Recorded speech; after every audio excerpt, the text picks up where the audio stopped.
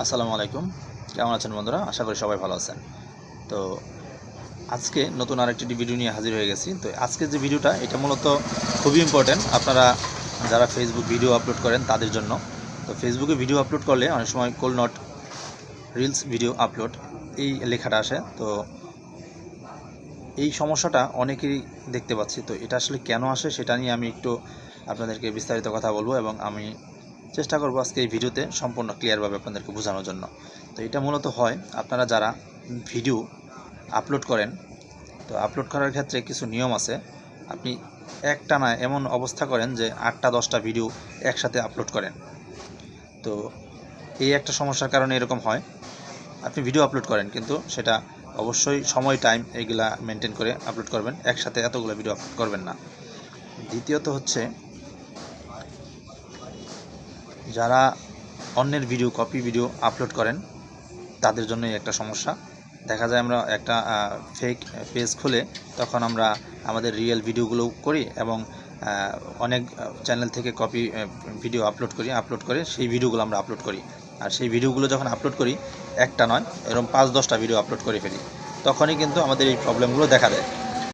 তো আমরা এই কাজগুলো করব না, অন্যের ভিডিও আপলোড করব না, নিজে কন্টেন্ট ক্রিয়েট করে তারপর আমরা ভিডিও আপলোড করব, তাহলে আমাদের এই সমস্যাগুলো আর হবে না।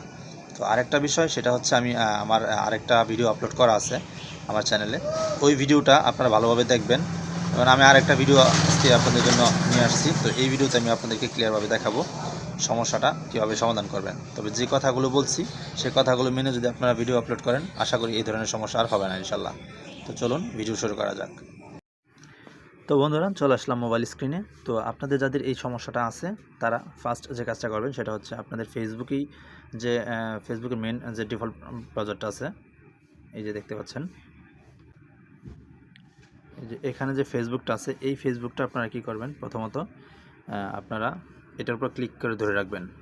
ধরে রাখার পর দেখবেন এই যে এরকম অ্যাপ ইনফরমেশন লেখাটা আসবে, অ্যাপ ইনফরমেশনে ক্লিক করবেন।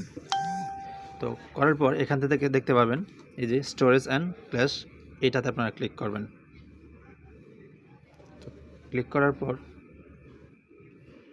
এখান থেকে দেখবেন আপনাদের যে ক্ল্যাশ ডাটা, ঠিক আছে, ক্লিন স্টোরেজ, এই দুইটাই আপনারা ক্লিয়ার করবেন।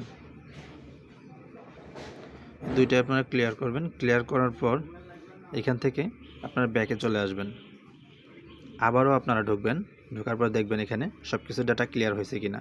যখন এখানে 0 হয়ে যাবে তখন বুঝতে পারবেন যে ফেসবুকের যে আগের ডাটাগুলো ছিল সেই ডাটাগুলো কিন্তু ক্লিয়ার হয়ে গেছে। তো এখন আপনারা যদি ফেসবুক লগ ইন করেন তাহলে কিন্তু আপনার ওই আগের সমস্যাটা থাকবে না।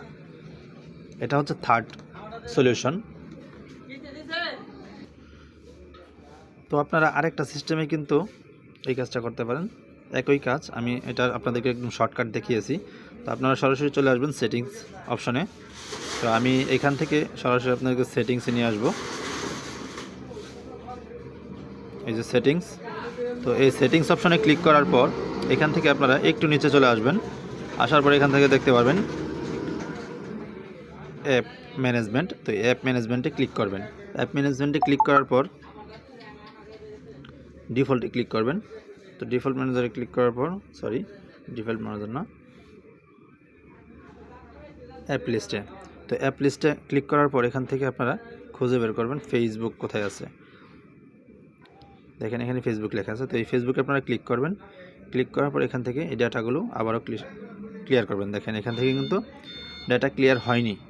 তো আমি এখান থেকে সুন্দরভাবে সবগুলো ডাটা ক্লিন করলাম। তো ক্লিন করার পর এখন দেখবেন আপনি যখন সরাসরি ফেসবুকে আপনি যে ভিডিও আপলোড করবেন ইনশাল্লাহ দেখবেন আপনার ভিডিওগুলো আপলোড হচ্ছে এবং এই আগে যে সমস্যাটা ছিল সেই সমস্যাটা আর হবে না।